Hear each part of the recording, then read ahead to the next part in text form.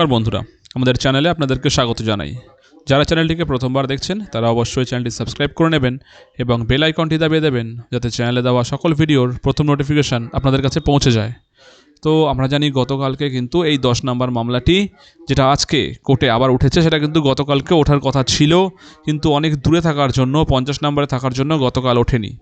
আজকে কিন্তু 23 নম্বরে ছিল এবং যথারীতি কেসটি উঠেও ছিল।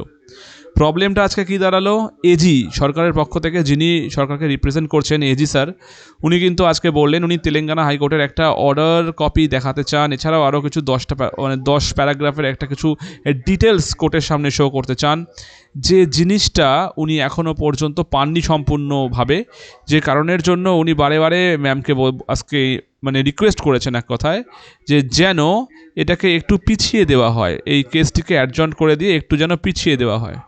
তো ব্যাপারটা এখানেই যে ম্যাম তখন বললেন যে তাহলে কখন, কারণ আমাদের কাছে টাইম হাতে খুবই কম কোর্টের কাছে।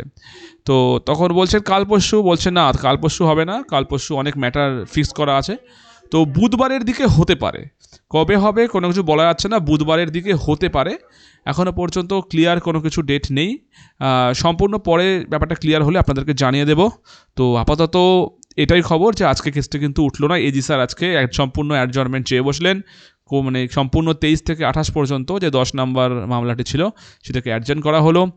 অর্ডার কপি আসলে জানতে পারা যাবে মোটামুটি যে কবে নেক্সট কেসটি উঠতে চলেছে, বুধবারে কিনা সেটা জানা যাবে। তো এই হলো আজকের আপডেট। যাই হোক, খবরটি এই পর্যন্তই। ধন্যবাদ।